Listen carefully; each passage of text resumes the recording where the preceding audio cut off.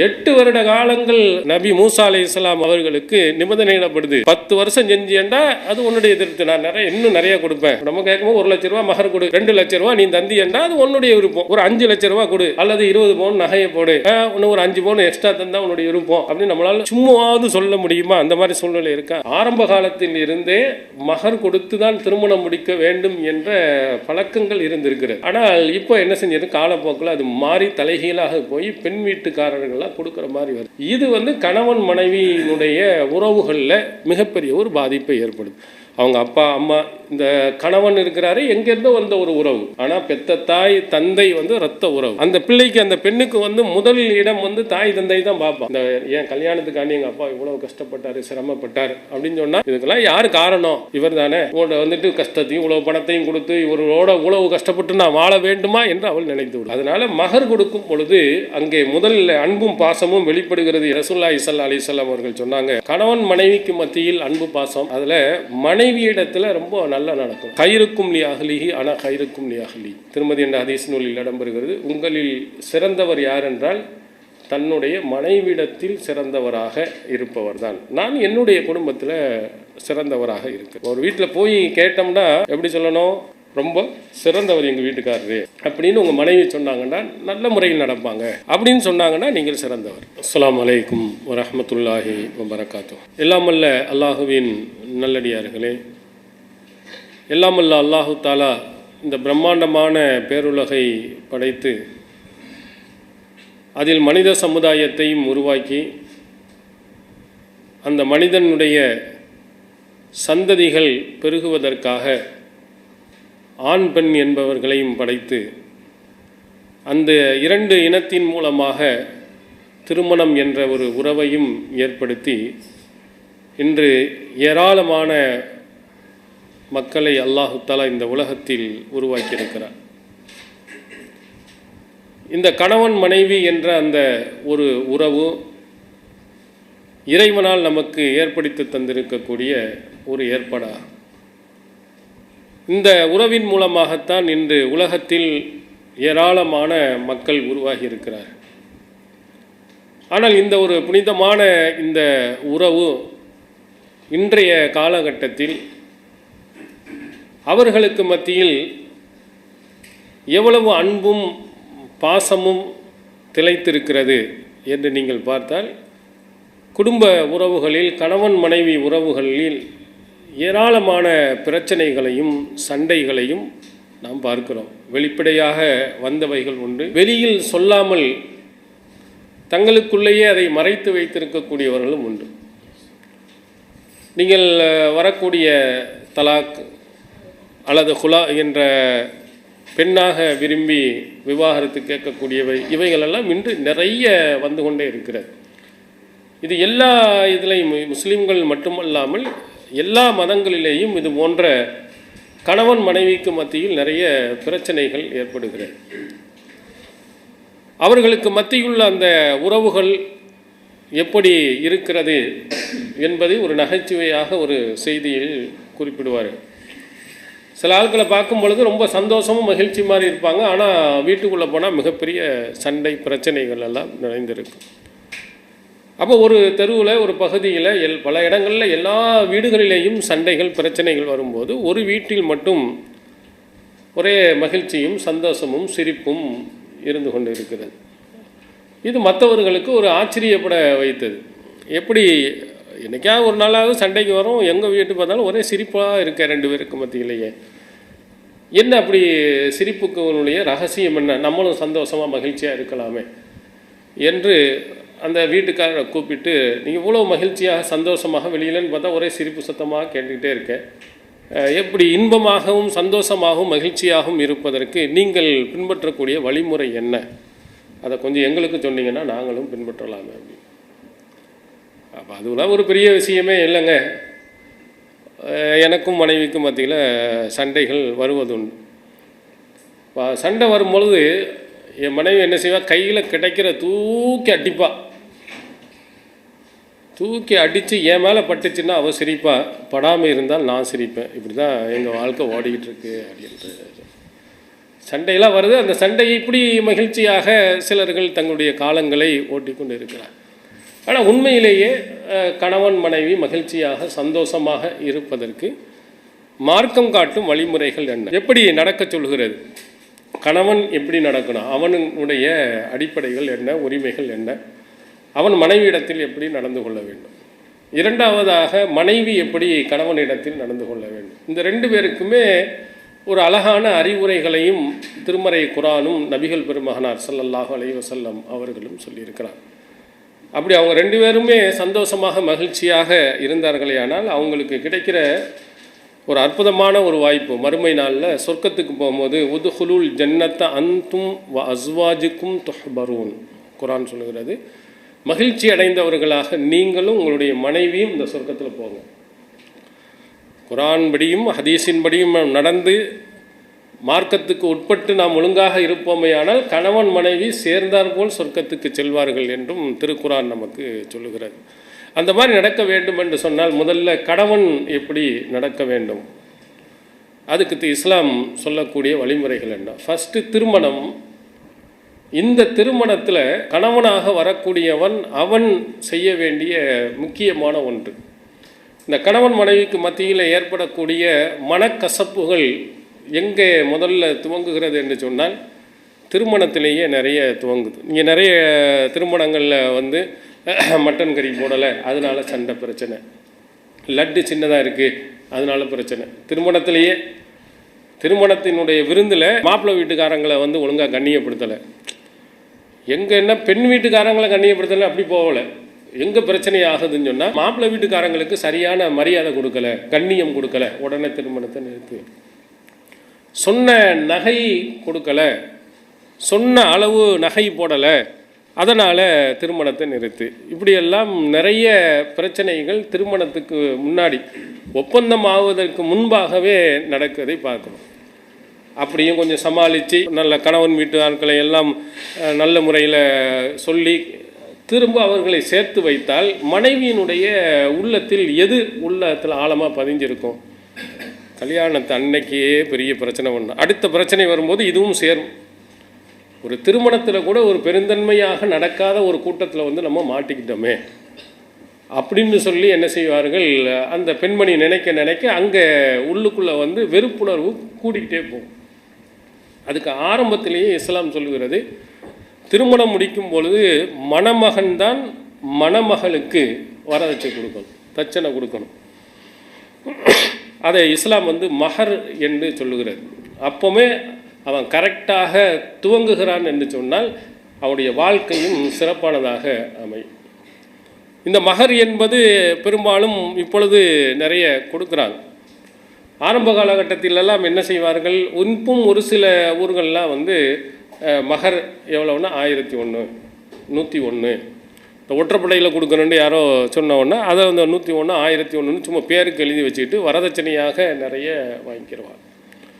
ஆனால் திருக்குரான் நமக்கு சொல்லுகிறது, வாத்துன் நிசா சதுகாத்துஹின்ன நெஹ்லா, நீங்கள் மனமுவந்து அந்த பெண்ணினுடைய மகர் தொகையை கொடுத்து விடுங்கள். கண்டிப்பாக என்ன செய்ய வேண்டும், திருமணத்துக்கு முன்பாக மகர் கொடுக்கணும். அந்த மகர் என்பது தான் அவனுடைய உறவை ஹலாலாக ஆக்கக்கூடியது.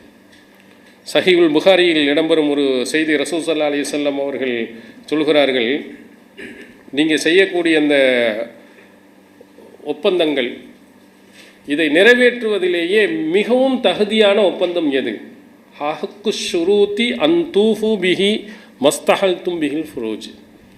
ரசூல் ஸல்லல்லாஹு அலைஹி வஸல்லம் சொல்கிறாங்க, நீ உங்களுடைய நிபந்தனைகளிலேயே நிறைவேற்ற வேண்டிய மிகவும் தகுதியானது எது என்றால், உறவு கொள்வதற்கு எதை கொண்டு நீங்கள் ஹலாலாக்கி கொள்கிறீர்களோ அந்த மகர் தான் நபிகளார் சொன்னார்.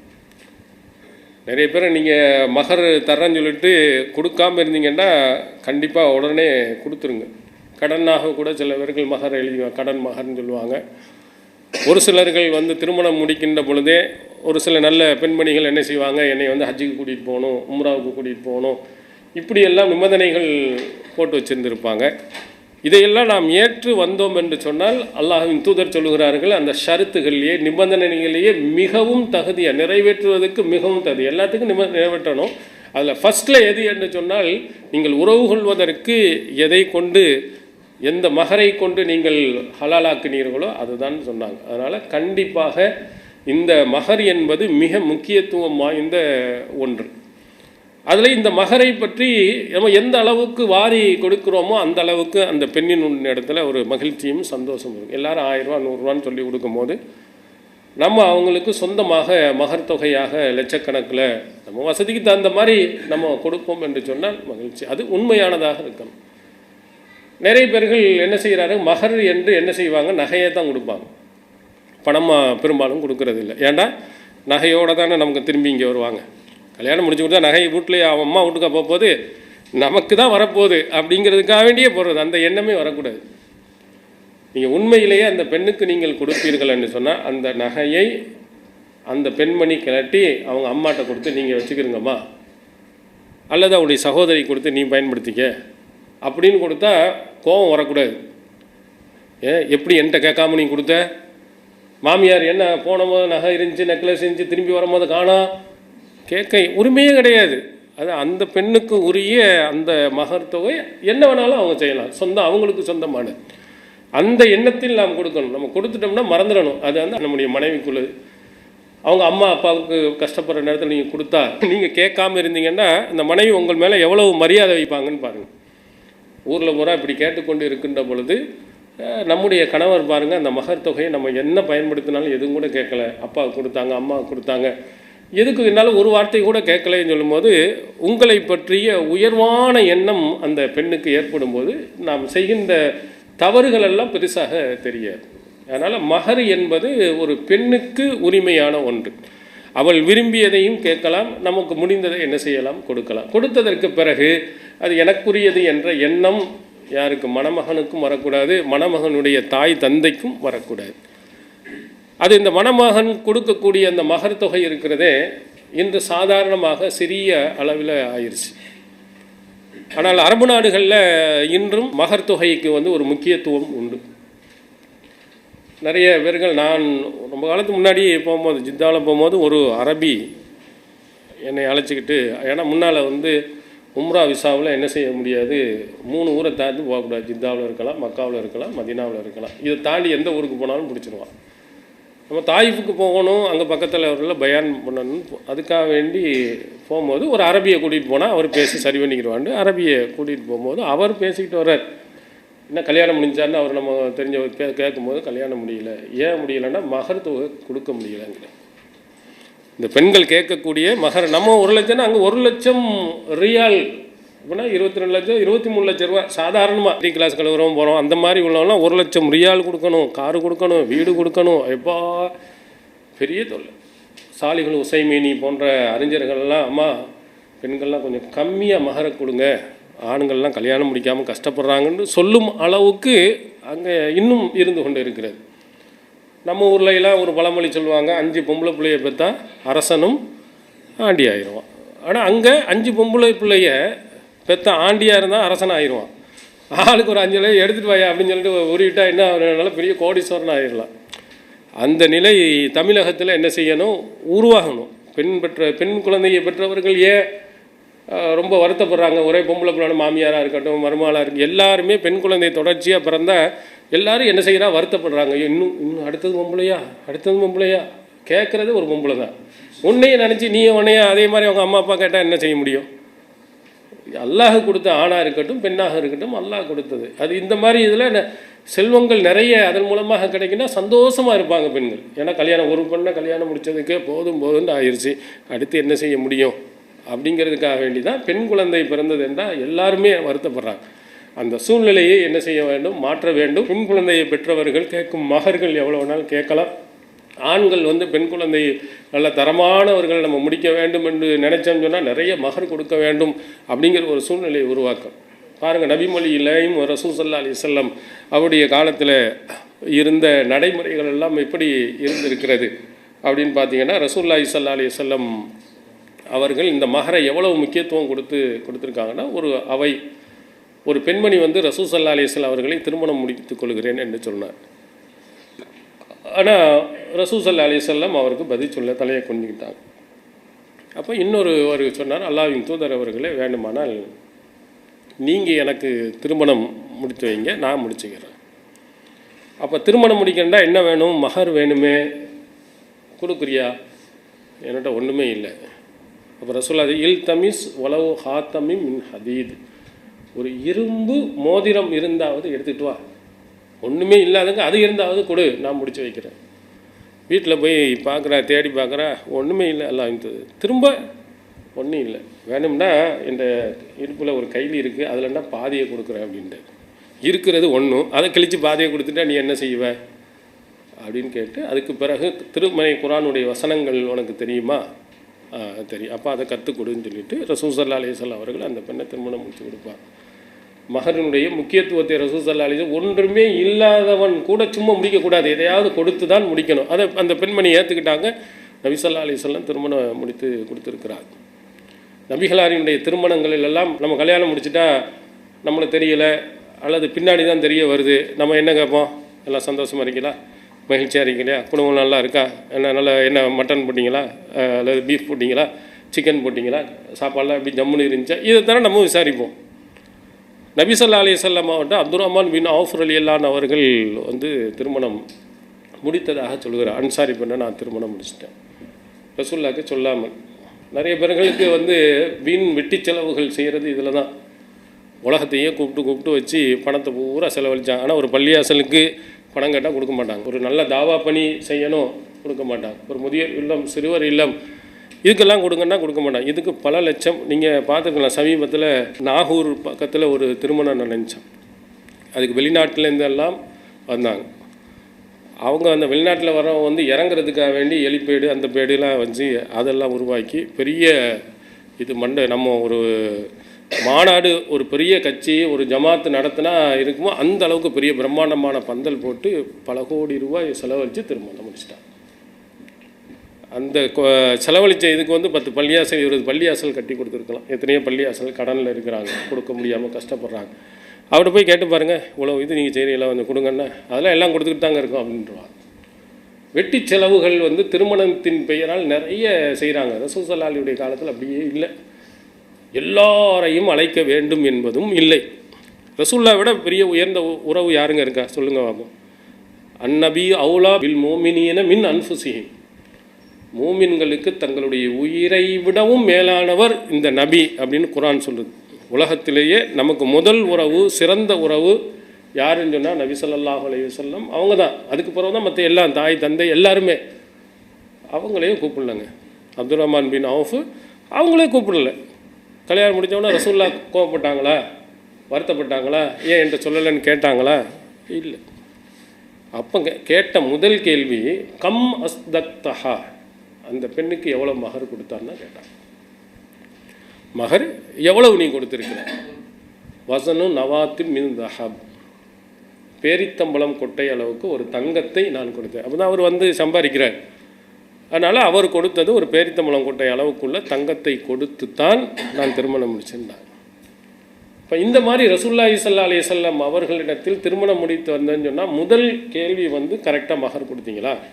அப்போ நம்மள்கிட்ட ஒரு சகோதரர் திருமணம் முடித்தாருன்னா எளிமையாக நடத்துனீங்களா?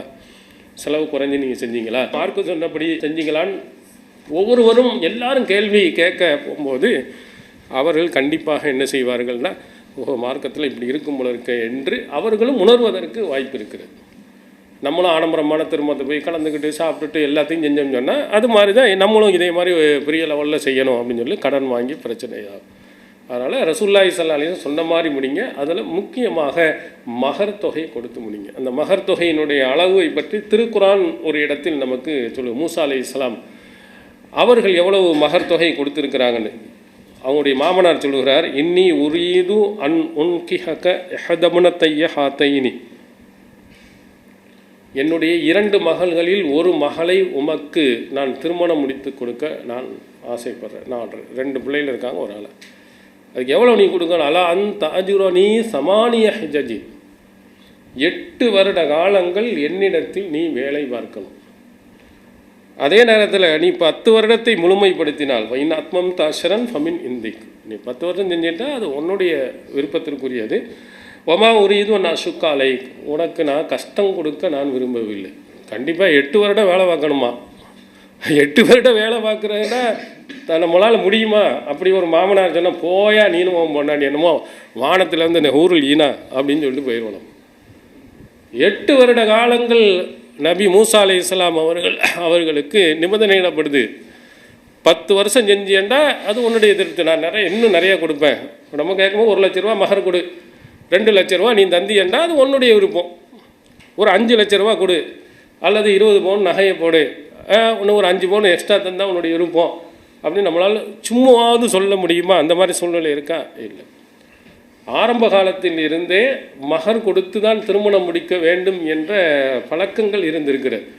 ஆனால் இப்போ என்ன செஞ்சது, காலப்போக்கில் அது மாறி தலைகீழாக போய் பெண் வீட்டுக்காரர்கள்லாம் கொடுக்குற மாதிரி வருது. இது வந்து கணவன் மனைவியினுடைய உறவுகளில் மிகப்பெரிய ஒரு பாதிப்பை ஏற்படுது. அவங்க அப்பா அம்மா, இந்த கணவன் இருக்கிறாரு எங்கேருந்தோ வந்த ஒரு உறவு, ஆனால் பெத்த தாய் தந்தை வந்து இரத்த உறவு. அந்த பிள்ளைக்கு அந்த பெண்ணுக்கு வந்து முதல் இடம் வந்து தாய் தந்தை தான் பார்ப்பான். இந்த ஏன் கல்யாணத்துக்காண்டி எங்கள் அப்பா இவ்வளோ கஷ்டப்பட்டார், சிரமப்பட்டார் அப்படின்னு சொன்னால் இதுக்கெல்லாம் யார் காரணம்? இவர் தானே.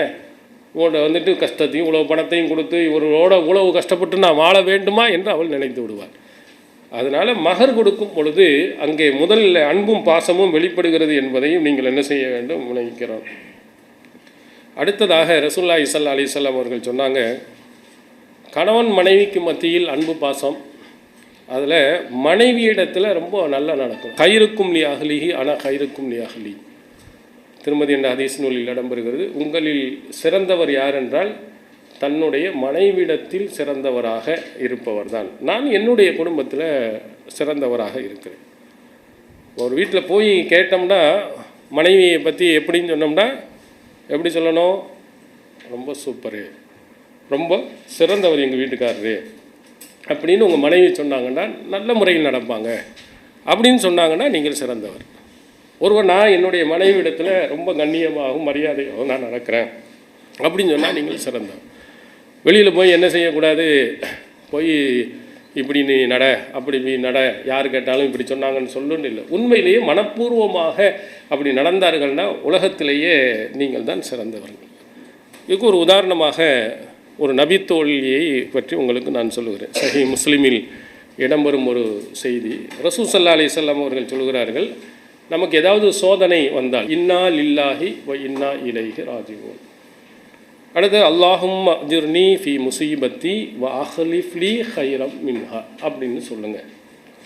இப்படி நீங்கள் சொன்னீர்கள் என்று சொன்னால் அல்லாஹ் என்ன செய்வார்னா அஹ்லஃபல்லாஹு லஹு ஹைரம் மின்ஹா, அந்த இழப்பை விட சிறந்ததை அல்லாஹ் தராமல் இருக்க மாட்டார்.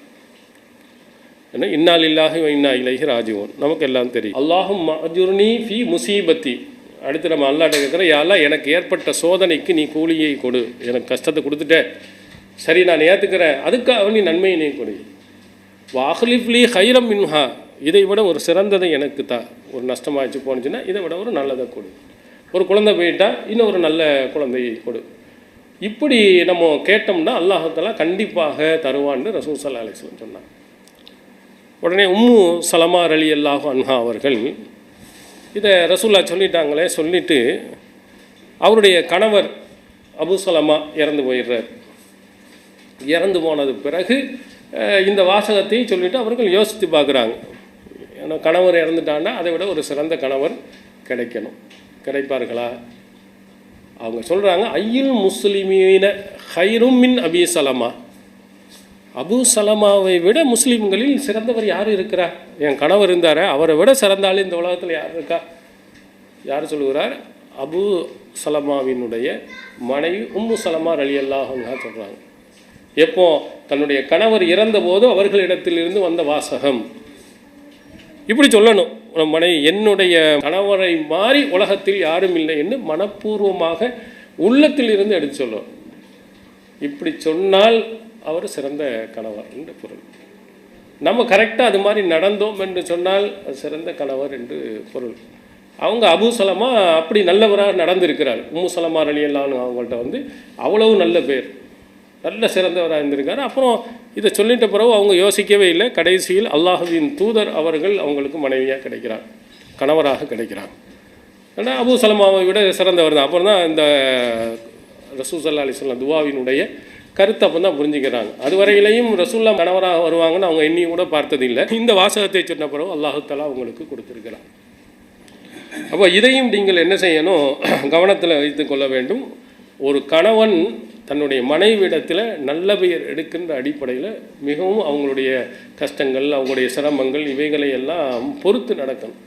அதில் நமக்கு என்ன ஒரு கேள்வி வரும்னா, பெண்கள் ஒரே தொல்லை பிரச்சனையை எல்லாம் வரத்தானே செய்யுது. இப்படி நிறைய பேர்கள் இருக்கா. பெண்களாக இருக்கக்கூடியவங்க எல்லாம் நம்ம சொன்ன பேச்சை கேட்குறாங்களா, போகிறாங்களா, வர்றாங்களா, அங்கே எத்தனையோ சண்டை பிரச்சனைகள், அவங்கள்ட்ட எவ்வளோ தவறுகள் வரத்தானே செய்யுது அப்படின்னு நம்ம நினைப்பதுண்டு. அதுக்கு ரசூலுல்லாஹ் அழகாக சொன்னார். இப்போ உதாரணத்துக்கு ஒரு சிறு பிள்ளை இருக்கிறான், அவன் எதையாவது ஒன்று உடச்சிட்டான் போயிட்டான்னா அவனை போட்டு மிதின்னு மீச்சு எடுக்கிறது இல்லை, திட்டிட்டு விட்டுருவான். சின்ன பிள்ளை அவன் இலக்க தான் செய்வான், சின்ன பிள்ளைகள் அப்படி தான் நடப்பான்னு நம்ம என்ன செஞ்சுக்கிறோம், புரிந்து கொள்கிறோம். அதே இது பெரியால் போட்டு பிடிச்சி இழுத்து உடச்சிட்டாரு அப்படின்னு சொன்னோம்னா நம்ம கடுமையாக திட்டுவோம். ஏன்னா 7 வயசாச்சு, இது கூட உனக்கு தெரியலையா அப்படின்னு நம்ம திட்டுவோம். சின்ன பிள்ளையே அப்படி திட்டமானாரே, இப்படிலாம் செய்யக்கூடாதுன்னு சின்ன பிள்ளை அறிவுரை சொல்லுவோம், அவனுக்கு தெரியாது என்று விட்டு விட்டுருவோம். அது மாதிரி தான் பெண்கள் என்பவர்கள்ட்ட குறைகள் இருக்கும் என்பதை நீங்கள் ஆழமாக மனதில் பதிவு வச்சுக்கிறீங்க. ரசூல் ஸல்லல்லாஹு அலைஹி வஸல்லம் பின் நிசா, பெண்கள் விஷயத்தில் நான் சொல்லும் அறிவுரைகளை ஏற்று நீங்கள் நடங்க. புகாரில் இடம்பெறும் செய்தி. இவங்க வளைந்த எலும்பிலிருந்து படைக்கப்படும், வளைந்த எலும்பு மாதிரி. இதை நீ நேர்படுத்த நீ விரும்பினாய் என்று சொன்னால் கசர்த்தோ, அதை உடைத்து விடுவாய். அப்படின்னா என்ன அர்த்தம், உறவுகளையும் முடிச்சுட்டு தலாக்கில் போயிடுவாள். கரெக்டாக நம்ம சொன்ன மாதிரி நடக்கணும் அப்படின்ட்டு போய் நன்றி இப்படி செய்ய அப்படி செய்யணும் கடும் போக்கை நீங்கள் காட்டினீர்கள் என்றால் கண்டிப்பாக என்ன செய்யாது, உறவு நிற்காது. இந்த வளைந்த நிலையிலேயே நீ இருப்பாய் என்று சொன்னால் மகிழ்ச்சியை அடைவாய், சந்தோஷத்தை அடைந்து கொள்வாய். இதை நம்ம மனசில் வச்சுக்கிட்டே போவோம், உங்களுக்கு பிரச்சனையே வராது. ரசூலுல்லாஹி ஸல்லல்லாஹு அலைஹி வஸல்லம் அவர்கள் சொல்லியிருக்கிறாங்க, பெண்கள்கிட்ட குறைகள் இருக்கத்தான் செய்யும். நம்ம சொல்லணும், தெரியலைன்னா திரும்ப 2 தடவை சொல்லணும். அதுக்காக வேண்டி கோபத்தில் கொந்தளிச்சிடக்கூடாது. அந்த தவறுகளையும் நாம் என்ன செய்யணும், பொறுத்து கொள்ளணும். இதுக்கு திருமறை நபிகள் பெருமானார் ஸல்லல்லாஹு அலைஹி வஸல்லம் அவர்கள் இன்னொரு இடத்துல சொல்கிறாங்க, லா யஃப்ருக்கு முஃமினுன் முஃமினா, ஒரு மூமினான ஆண் ஒரு மூமினான பெண்ணை வெறுக்கக்கூடாது. ஒரு கணவன் மனைவியை என்ன செய்யாதீங்க, வெறுக்காதீங்க. இன் கரிஹ மின்ஹா குலுக்கன் ரலிய மின்ஹா ஆகர், ஒரு குணத்தை நீங்கள் வெறுத்தால் இன்னொரு குணத்தை நீங்கள் என்ன செய்ய முடியும், புரிந்து கொள்ள முடியும் என்று சொன்னார். ஒரு குணம் பிடிக்காத குணமாக இருக்குது, இந்த மாதிரி குணத்தை பார்த்தாலே நமக்கு எரிச்சல் வருதுன்னு சொன்னால் அதை பெருசுபடுத்தாதீங்க. அவங்கள்ட்ட இருக்கிற நல்ல குணங்கள்லாம் என்னென்னவெல்லாம் இருக்குது அப்படின்னு சொல்லி எண்ணி பாருங்கள், அதில் நீங்கள் திருப்தி அடைவீங்க. நமக்கு தெரிகிறதெல்லாம் என்ன செய்யறது, அந்த குறை மட்டும்தான் தெரியுது. இப்போ வெள்ளை கையில் இருக்குது, அதில் ஒரு கருப்பு புள்ளி இருந்துச்சுன்னு சொன்னால் அந்த கருப்புது மட்டும்தான் நமக்கு தெரியும், இவ்வளோ வெள்ளையாக இருக்கேன்னு நமக்கு தெரிகிறதில்லை. நம்ம மனைவியிடத்தில் ஏதோ 1-2 குறைகள் இருக்குன்னா அது இல்லாத எத்தனையோ நல்ல குணங்கள் இருக்கு, நல்ல விஷயங்கள் இருக்கு, அதை பார்த்து நீங்கள் புரிந்து கொள்வீங்க. அதனால் அதை கவனிச்சுக்கிறாதீங்க, நல்ல விஷயங்களை பார்த்து சந்தோஷப்பட்டு கொள்ளுங்கள். எத்தனையோ சகோதரர்கள் சொல்லுவாங்க, தன் மனைவியை பற்றி கோவப்பட்டாலும் ஆத்திரப்பட்டாலும் என் மனைவி மாதிரி இருக்க மாட்டாங்க, நான் 1 மணி 2 மணிக்கு வந்தாலும் கூட எழுந்து சுட ரொட்டி சுட்டு தான் தருவாங்கன்னு, சுட்டு வச்சு தரமாட்டாங்க. ஏன்னா நான் ஆறுனதை சாப்பிட மாட்டேன், எனக்கு பிடிக்காது. அதுக்காக வேண்டி என்ன செய்வாங்கன்னா, அவங்க எந்திரிச்சு 1 மணியாக இருந்தால் கூட சுட்டு தரக்கூடிய என்னுடைய மனைவி இருக்கிறாங்கன்னு பெருமையாக சொல்லுவாங்க. இத்தனை நேரத்தில் கோவப்படுற நேரத்தில் நம்ம என்ன பார்க்கணும் பாருங்கள், 1 மணி 2 மணிக்கு வந்தால் கூட நம்ம விரும்புகிற மாதிரி செஞ்சு கொடுக்குறாங்க. சில ஆட்களுக்கு என்ன செய்யும், ஒரே டீ குடிச்சிக்கிட்டு இருக்கேனேன்னு பாருங்கள். ஏன்னா இப்போ தான் கொஞ்சம் நேரம் ரெஸ்ட் எடுக்கலாம், பாத்திரம் எல்லாம் கழுவி அப்படி சாயலான்னு டீ சரி அப்படின்னு சொல்லிட்டு எத்தனை மணி நேரம் கேட்டாலும் டீ போட்டு கொடுக்குறாங்க.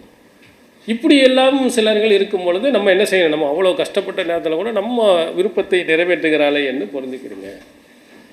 திருமறை குர்ஆன் இன்னும் ஒரு அழகான ஒரு இதை சொல்கிறது, ஆஷிரூஹுன்ன பில் மஅரூஃப், உங்கள் மனைவிமார்கள்ட்ட நல்ல முறையில் நீங்கள் வாழ்க்கையை நடத்துங்கள். ஃபஇன் கரிஹ்துமூஹுன்ன, அந்த பெண்களிடத்தில் ஏதாவது ஒன்றை வெறுக்கக்கூடியதை நீங்கள் பார்த்தால், ஃபசான் தக்ரஹு ஷையன் ஃபயஜஅல்லாஹு ஃபீஹி ஹைரன் கஸீரா, அதில் ஏராளமான நன்மைகளை அல்லாஹ் வைத்திருப்பான். இது அல்லாஹ்வுடைய வாக்குபாது. சில விஷயங்கள் நமக்கு பிடிக்காத மாதிரி நடப்பாங்க, அல்லாஹ் அந்த மாதிரி வைத்து உங்களுக்கு ஒரு நன்மையை அங்கே வச்சுருப்பான். ஒன்றும் இல்லை, நிறைய என்று அல்லாஹ் சொல்கிறான். ஒரு மனைவி ஏதாவது ஒரு மாதிரி நடக்கிறாங்கன்னு சொன்னால் வருத்தப்பட இந்த வசனத்தை நினைத்து பாருங்கள், அல்லாஹ் இதில் ஏதோ நிறைய நன்மைகளை வைத்திருக்காமல் இருக்குது அப்படின்னு புரிந்து கொள்ளுங்கள். இப்படி இருந்தால் என்ன செய்யும், கணவன் மனைவிக்கு மத்தியில் சண்டை வந்தாலும் கணவன் என்ன செய்வான், புரிந்து கொள்வான். பெண்கள் இப்படிப்பட்டவங்க தான், பெண்கள் இடத்தில் இந்த மாதிரி குறைகள் இருக்கத்தான் செய்யும். நம்ம தான் என்ன செய்யணும், பொறுத்து போக வேண்டும். இப்படி குடும்பத்தை நடத்தினார்களே ஆனால் அவர்களிடத்தில் சண்டை பிரச்சனைகள் வராது. வந்தாலும் சில நிமிடங்களில் என்ன செய்யும், மறைந்து போயிடும். இது நபி ஸல்லல்லாஹு அலைஹி வஸல்லம் நமக்கு சொன்னது. அடுத்தது, அவங்களுக்கு மத்தியில் பிரிவினைக்கு எதுக்கெடுத்தாலும் கையை நீட்டுறது, கோவம் வந்தோன்னா பட்டார்னு அடிக்கிறது. ஒரு சில தண்ணியை போட்டு அடித்து மிதித்து இரத்த காயங்கள் வந்தவர்கள்லாம் நிறைய பேர்கள் இருக்கிறாங்க. எத்தனை காலேஜில் படிக்கக்கூடிய பிள்ளை இருக்குது. அப்படி இருந்த பிள்ளை இருந்து இத்தனை வருடங்கள் வாழ்நாள் போனால் அடித்து உதைத்து பெரிய கேஸான குடும்பங்கள் இருக்கிறாங்க. கோபம், இந்த கோபத்தை ரசூல் ஸல்லல்லாஹு அலைஹி வஸல்லம் பல இடங்கள் சொல்லி இருக்கிறாங்க. வீரன் என்பவன் யாருன்னா, கோபம் வரும்போது அடைக்கிறவன் தான் வீரன், அடித்தவனை மிதிக்கிறவன் வீரன் இல்லை. ஒரு சிலர்கள் என்ன நினைக்கிறாங்கன்னா, தனக்கு கீழ்நிலையில் உள்ளவர்களை தான் கோபம் காட்டுறான். உங்கள் பாஸ்ட்டை போய் காட்டுங்க பார்ப்போம். நீங்கள் வேலை செய்கிறீங்கள, அவங்கள்ட்ட போய் ஏய் அப்படின்னு சொல்லிடுவியா, ஒரே மீச்சு வெட்டி விட்ருவான்.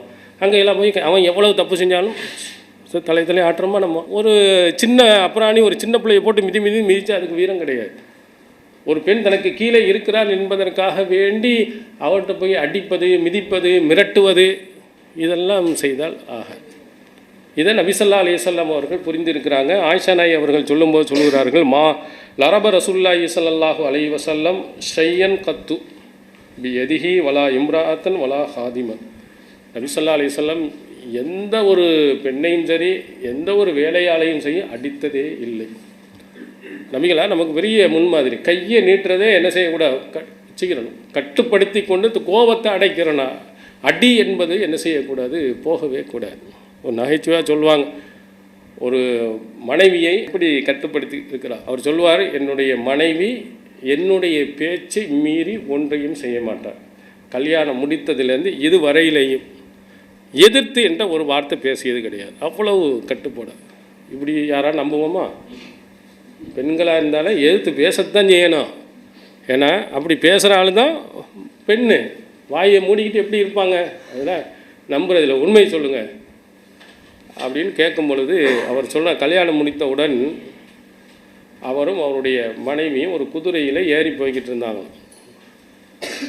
போய்கிட்டே இருக்கும்போது குதிரை என்ன செய்யுது, சண்டித்தனம் மட்டும் ஆட்டோன்னா பட்டான்னு ஒரு அடித்து சொன்னார், முதல் எச்சரிக்கை உனக்கு. சரி, அடுத்து திரும்ப ஓடிக்கிட்டே போகும்போது ரெண்டாவது ஒரு அடி. எதுக்கு? குதிரைக்கு. அடித்த உடனே திரும்பவும் மூணாவது தடவை முரண்டிச்சா கீழே இறங்கி துப்பாக்கி எடுத்து ஒட்டே ஒரு சுட்டு தள்ளிட்டான் குதிரையை. ரத்த வெள்ளத்தில் அது போன உடனே பெண்களுக்கு ரத்தத்தை பார்த்தால சடுவா படவாவி அப்பாவி, டே வாயில்லா ஜீவனை போட்டு ஒரு சின்ன ஒரு விஷயத்துக்காண்டி கொண்டு குமிச்சிட்டியே அப்படின்னு சொன்ன உடனே திரும்பி பார்த்துட்டு, இது உனக்கு முதல் எச்சரிக்கை. அன்னைக்கு வாயை முன்னது தான் அந்த பொண்ணு என்ன செய்கிறதில்லை, இதுவரையிலையும் வாயை திறக்கிறதில்லை. அமைதியாக நம்ம ஒன்றும் வேலை ஒன்றிலாம் தூக்கிடுவான துப்பாக்கி எடுத்து இந்த முட்டா போயிடுவா, இவ்வளோ போய் என்ன நம்ம கட்டிக்கிட்டோமே அப்படின்னு அவங்க அதை கட்டுப்படுத்தி இந்த மாதிரி கோவக்காரன் ஆத்திரக்காரன் இப்படிப்பட்ட கணவர்கள் நிறைய பேர் இருக்கு. அவங்களுக்கெல்லாம் ரசூல் ஸல்லல்லாஹு அலைஹி வஸல்லம் சொன்னது, அடிப்பதை நிறுத்து, கையை நீட்டாதீங்க. அபூதாவுது என்ற ஹதீஸில் இடம்பெறுகிறது, நபித்தோழர்கள்லாம் ரசூலுல்லாஹ்ட்ட முறையிடுறாங்க, தாயிர்னன் நிசா அலா அஸ்வாஜிஹின்ன ஃபரஹஸ ஃபீ வர்பிஹின்ன.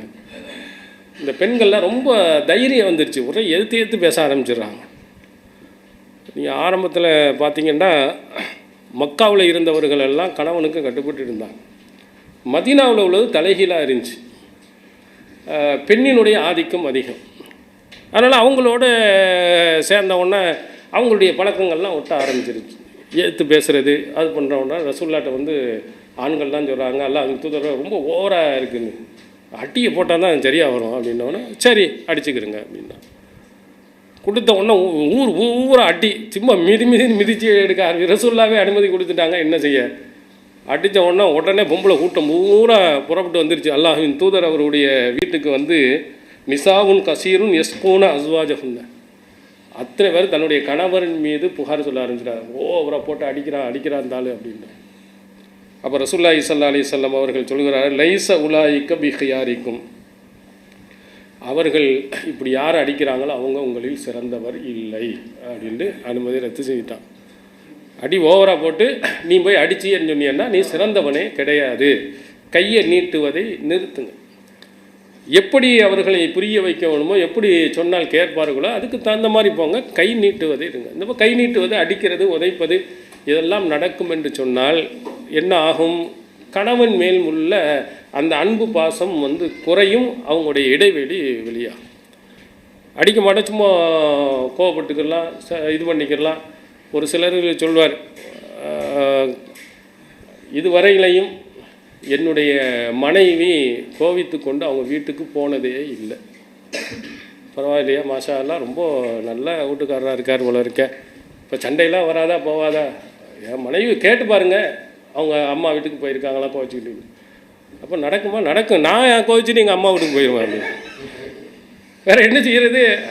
அப்போது இது மாதிரியும் தன்னுடைய மனைவியை சரிபடுத்துறவங்க இருக்கிறாங்க. நம்ம இங்கே இருந்து செய்ய முடியாது. நான் எங்கள் அம்மா வீட்டுக்கு போய்ட்டு 4 நாள் இருந்துட்டு ரெஸ்ட் எடுத்துகிட்டு வர்றேன் அப்படின்னு அவங்க ஃபோனை போட்டு, இல்லை இனிமேல் நான் ஒழுங்காக நடந்துக்கிறேன், சரி பண்ணிக்கிறேன் அப்படின்னு இப்படி என்ன செய்யலாம்? ஒரு சிலர்களை என்ன செய்யலாம். ஆனால் கை நீட்டுவது, அடிப்பது ரசூல் ஸல்லல்லாஹு அலைஹி வஸல்லம் அவர்கள் சொல்லல. அடுத்தது, மனைவி செய்யக்கூடிய தவறுகள், இதை பகிரங்கமாக அடுத்தவர்கள் முன்னிலையில் என்ன செய்யக்கூடாது? கண்டிக்கக்கூடாது. வலா துகப்பிஹ் வலா தஜ்ஹர் இல்லா ஃபில் பைத். அபூதாவுதில் இடம்பெறும் செய்தியில் ரசூல் ஸல்லல்லாஹு அலைஹி வஸல்லம் சொல்கிறார்கள், அந்த பெண்ணை கப்பஹ் அல்லாஹ் தஆலா உன்னை நாசமாக்கட்டும் அப்படியோ, அல்லது அவர்களை வெறுப்பதை வீட்டை விட்டும் தவிர வேறு எங்கே இடத்துலையும் வெறுக்கவும் கூடாது. வெளியில் இந்த மாதிரி அமையில் வந்துக்கிட்டு உனக்கு அறிவே கிடையாது, உனக்கு இப்படி தான் நடப்பேன் எல்லோரும் முன்னாடி சொல்லும்போது பெரிய அவமானப்படுத்துவதை மாதிரி. இதெல்லாம் அவங்க மனசில் கோபத்தை அதிகரிக்கும். வெளியில் வந்தாங்கன்னா அவ்வளவு கண்ணியமாக தன்னுடைய மனைவி மாதிரி ஒரு சிறந்த பெண் இல்லைங்கிற மாதிரி நம்ம என்ன செய்து கொள்ள வேண்டும்? நடந்து கொள்ள வேண்டும். நீ கோபப்படுறீங்க, ஆத்திரப்படுறீங்க, எல்லாத்தையும் எங்கே வச்சுக்கிறனோ வீட்டுக்குள்ளே வைத்து கொள்ளுங்கள். வெளி இடங்களில் என்ன செய்யக்கூடாது? வைக்கக்கூடாது.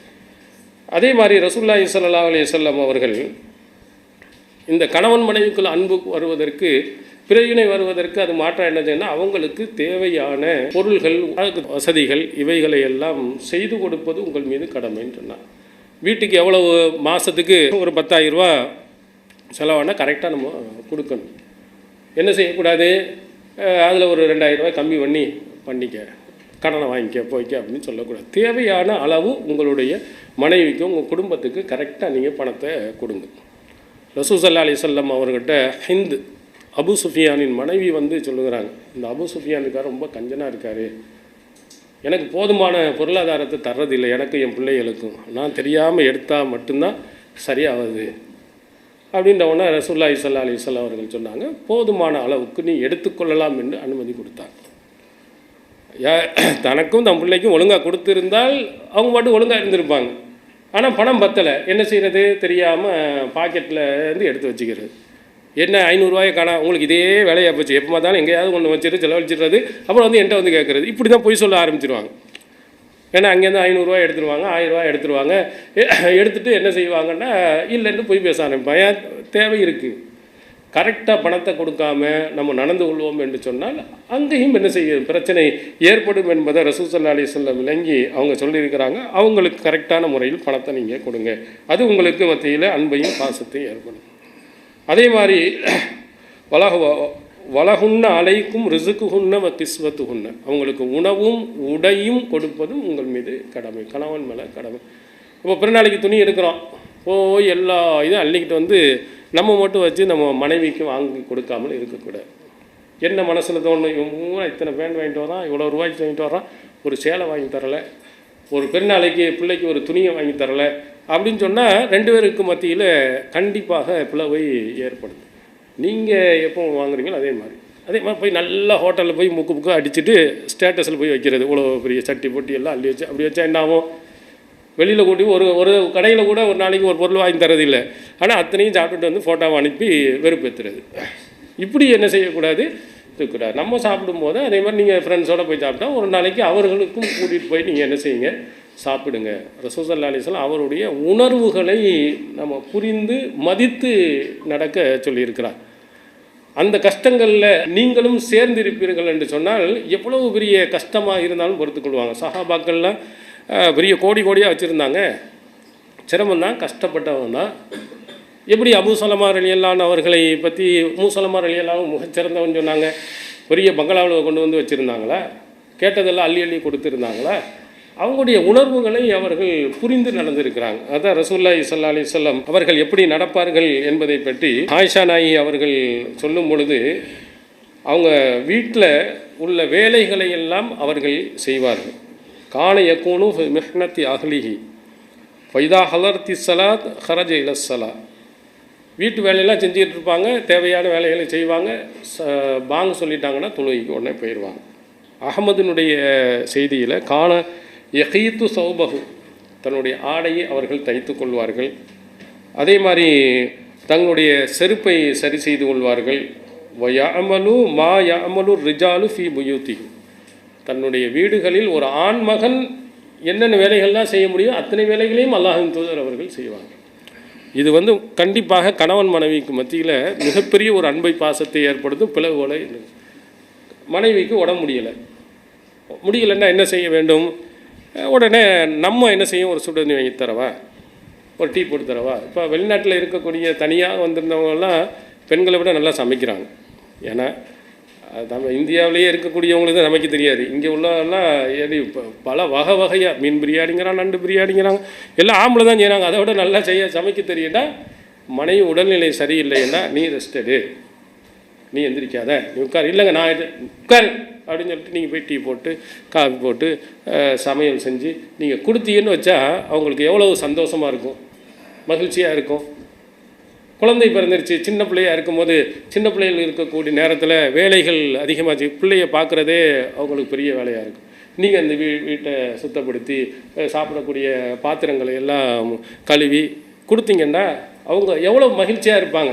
சார், நம்முடைய கஷ்டம் துன்பங்கள்ல எல்லாம் அவர் நம்மளோட இருக்கிறார்.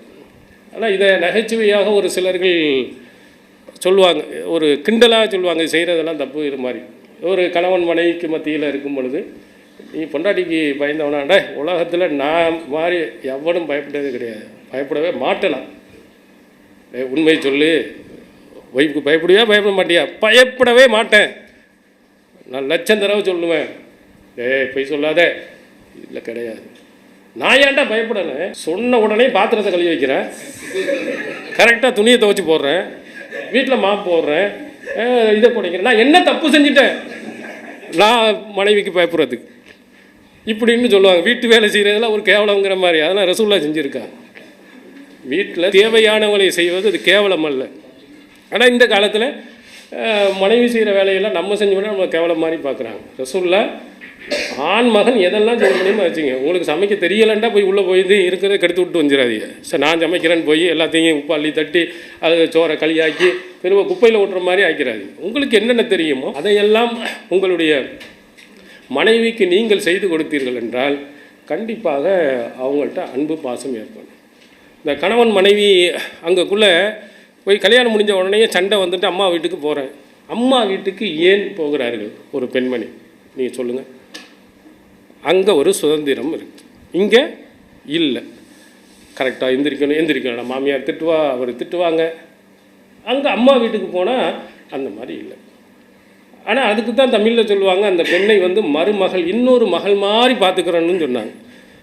இந்த மாமியார் வீட்டில் மகள் மாதிரி பார்த்துக்கிட்டா எதுக்கு அம்மா வீட்டுக்கு போகணுன்னு அவங்களுக்கு வரும். இங்கே இருக்கக்கூடிய கொடுமைகளும் இங்கே இருக்கக்கூடிய அந்த சிரமங்களும் தான் அம்மா வீட்டில் போய் கொஞ்ச நாள் ரெஸ்ட் எடுத்துகிட்டு வரலாம். ஏன் இங்கே உடம்பு முடியவில்லை என்று சொன்னால் மாமியார் ஃபுல் வேலையும் பார்த்தான்னு சொன்னால் ஏன் அவங்களுக்கு கஷ்டம் ஏற்படுகிறது? ஏன் அம்மா வீட்டுக்கு போகிறாங்கன்னு. ஆனால் என்ன செய்கிறது இல்லை, இங்கே இருக்கக்கூடிய மாமியார்கள் யாரும் என்ன செய்கிறது இல்லை. அவங்க கஷ்டப்பட்டாலும் கூட நீ தான் செஞ்சு ஆகணும், நீ தான் எல்லா வேலையும் செய்யணும்னு சொல்கிறதுனால தான் வெறுப்புணர்வு அதிகமாகுது. உண்மையிலேயே ஒரு தாய் தன்னுடைய மகள் உடல்நிலை சரியில்லை என்று சொன்னால் அந்த தாய் என்னென்னலாம் வேலை செய்வாளோ அது மாதிரி மாமியாரும் செய்தார்கள்னா ஏன் பிரச்சனை வருது? வீட்டில் அத்தனையும் நம்முடைய தாய் வீட்டில் இருக்கக்கூடிய அனைத்து விதமான உதவிகளும் மாமியார் வீட்டில் நமக்கு கிடைக்கும் என்று சொன்னால் எதற்காக வேண்டி தாய் வீட்டுக்கு போகணுன்னு ஆசைப்பட்றாங்க? போனோட போக மாட்டாங்க, எல்லாம் அல்ஹம்துலில்லாஹ்னு இங்கேயே நல்லா இருக்குன்னு தான் சொல்லுவாங்க. இதை கவனிக்கிறது இல்லை. அதான் ரசூல் ஸல்லல்லாஹு அலைஹி வஸல்லம் அவர்கள் ஒரு ஆண்மகனாக இருக்கக்கூடிய நாம அந்த உதவிகள் அந்த உங்களுடைய அம்மா உதவி செய்ய முடியலை, அவங்க உடல்நிலை சரியில்லைன்னா நீங்கள் என்னது செய்யுங்க. இல்லை முடியவில்லையானால் கடையில் பொருள்களை வாங்கி கொடுத்து கொஞ்ச நாளைக்கு செய்யுங்க. வேலை செய்ய முடியவில்லை என்று சொன்னால் உடல்நிலை பாதிக்கப்பட ஒரு வேலைக்காரரை வச்சு உதவி கொடுங்க. இதெல்லாம் செய்யும் பொழுதுதான் கணவன் மனைவிக்கு மத்தியில் உண்மையான அன்பும் பாசமும் என்ன செய்யும் ஏற்படும். அந்த அன்பு பாசத்தை ஏற்படுத்துவதற்கு தான் நபி ஸல்லல்லாஹு அலைஹி வஸல்லம் அவர்கள் தன்னுடைய வாழ்நாளில் தன்னால் என்னென்ன வேலைகள் எல்லாம் செய்ய முடியுமோ அத்தனையும் செய்து அத்தனை மனைவிமார்கள் இடத்திலேயும் ஒரு சிறந்தவர்களாக என்ன செஞ்சுருக்கிறாங்க எடுத்திருக்கிறாங்க. அதே மாதிரி கல்யாணம் முடிச்சு வந்தோம்னா வீட்டிலையே மொத்தமாக போய் அடைச்சி வச்சு வெளியவே கொண்டு போகாமல் விட்டுறாங்க. அவங்களுடைய உணர்வுகளை புரிந்து கொள்ளுங்க. ரசூலுல்லாஹ் இப்படி நடந்தாங்க. சஹீஹ் புகாரியில் இடம்பெறுகிறது. ஆயிஷா நாயகி அவர்கள் சொல்கிறார்கள், ரசூலுல்லாஹ் வருவாங்க, நான் முழித்து கொண்டு இருந்தேன் என்று சொன்னால் என்னோட சேர்ந்து அவர்கள் பேசி கொண்டு இருப்பார்கள். ஆனால் நான் தூங்கிட்டேன்னு சொன்னால் அவங்களும் படுத்துருவாங்க. வெளியிலேருந்து வந்தால் விழித்திருந்தார்களே ஆனால் அவங்கள்ட்ட கொஞ்சம் நேரம் பேசுகிறேன். ஆனால் இப்போது என்ன ஆகுது, எல்லாரும் வந்த உடனே படுக்கிறது, ஒரு ஃபோனை எடுக்க வேண்டியது, இப்படியே தேய்ச்சிக்கிட்டே இருக்க வேண்டியது. சொல்லுவான் பல் தேய்க்கிறானோ இல்லையோ அந்த செல்லை தேய்க்கிறத விட மாட்டேங்கிறான். இப்படியே தேய்ச்சிக்கிட்டே இருக்கு. எல்லாம் செல்லில் அப்படியே போய் உலகத்தை விட்டுட்டு போயிடும். ஒரு சகோதரர் வந்து தன் நண்பரை பார்த்து சொல்கிறாரு, பார்த்துட்டு உங்களை எங்கேயோ பார்த்த மாதிரி இருக்க, நீங்கள் ஃபேஸ்புக்கில் இருக்கீங்களா, இன்ஸ்டாகிராமில் இருக்கிறீங்களா, இல்லை ட்விட்டரில் இதில் இருக்கிறீங்களா, உங்களை எங்கேயோ பார்த்த மாதிரி இருக்கு. 10 வருஷம் பக்கத்து வீட்டில் தானே நான் இருக்கிறேன். அவள் வர்றது போகிற எல்லாம் இந்த ஃபோனில் தானே ஓடிக்கிட்டே இருக்குது. பக்கத்து வீட்டுக்காரனா இருக்கானோ எத்த வீட்டுக்காரனுங்க யாரையும் பார்க்குறது இல்லை. அது மாதிரி தன் மனைவி இருக்காங்களா இல்லையாங்கிறத தெரியும். போனவுடனே அவங்கள்ட்ட கொஞ்சம் நேரம் பேசி சந்தோஷப்பட்டோம்னா நம்ம பேச்சை கேட்குறாங்க அப்படின்னு. வந்த உடனே ஃபோனை எடுத்துக்கொண்டு இருக்கக்கூடாது. அவங்களுடைய உணர்வுகளை புரிஞ்சு ரசூல் ஸல்லல்லாஹு அலைஹி வஸல்லம் வந்தாலும் முழித்திருந்தால் அவங்களோட கொஞ்சம் நேரம் என்ன செய்வாங்க, பேசுவாங்க. அதே மாதிரி வந்து கேட்டு உனக்கு எதாவது வேணுமா, போகுமா, எங்கேயும் போகலாமா அப்படின்னு நீங்களாக கேட்டீர்களே ஆனால் சந்தோஷப்பட்டு சொல்லி. ரசூல் ஸல்லல்லாஹு அலைஹி வஸல்லம் அவருடைய மனைவி ஆயிஷா நாயகி அவர்கள் வயசு சிறியவங்க. பெருநாள் தினத்தன்று அங்கே பள்ளியாசலில் ஒரு பெரிய விளையாட்டு நடக்குது. இப்போ உடனே ரசூலுல்லாஹ் நீ பார்க்க ஆசைப்படுறியா ஆமாண்டோன்னா ரசூல் ஸல்லல்லாஹு அலைஹி வஸல்லம் தோலை காட்டி தோல் மேலே ஆயிஷா நாயகி காலை இது தன்னுடைய தலையை வச்சு அப்படியே பார்த்துக்கிட்டே இருக்கிறாங்க. அவங்க சொல்கிறாங்க, நான் சின்ன வயசுக்காரர் எவ்வளோ நேரம் நான் சலிப்படைகின்ற வரையிலையும் ரசூல் ஸல்லல்லாஹு அலைஹி வஸல்லம் இருந்தாங்க. இப்போ கூட்டிகிட்டு போகிறோம் சந்தோஷமாக, வா வா வா உனக்கு வேலையில் வந்து அங்கேயே நிற்பிய, அப்படியே சீக்கிரம் வா அப்படின்னு சொல்லிட்டு திட்டி தரக்கூடாது. அவங்களுக்கு ஒரு உணர்வு இருக்கும்போது அதுக்கு தகுந்த மாதிரி நம்ம நடந்துக்கணும். ஆயிஷா நாயகி அவங்களுடைய உணர்வுகளை புரிந்து ரசூல் ஸல்லல்லாஹு அலைஹி சின்ன வயது உள்ளவங்க ஆசைப்படுவாங்க. சரி நல்லா பார்த்துக்கிட்டு மார்க்கம் அனுமதித்தவைகளில் இப்படி உணர்வோடு அவங்களுடைய உணர்வுகளை புரிந்து கொண்டோமையானால் கணவன் மீது மனைவிக்கு அன்பும் பாசமும் கண்டிப்பாக ஏற்படும். ஏற்படக்கூடிய சின்ன சின்ன விஷயங்களை எல்லாம் அவர்கள் மறந்து விடுவார்கள். தன்னுடைய கணவரை பெருமையாக நினைப்பாங்க. இது மாதிரி நிறைய விஷயங்கள் நபி ஸல்லல்லாஹு அலைஹி வஸல்லம் அவர்கள் சொல்லியிருக்கிறாங்க. கணவராக இருக்கக்கூடியவர்கள் இவைகளை நம்ம கவனத்தில் கொள்ளணும். இஸ்லாம் மற்றும் சமுதாய செய்திகளை அறிந்து கொள்ள தமிழ்நாடு தௌஹீத் ஜமாஅத் யூடியூப் பக்கத்தை உடனடியாக சப்ஸ்கிரைப் செய்து கொள்ளுங்கள். மேலும் பெல் பட்டனையும் கிளிக் செய்து கொள்ளுங்கள்.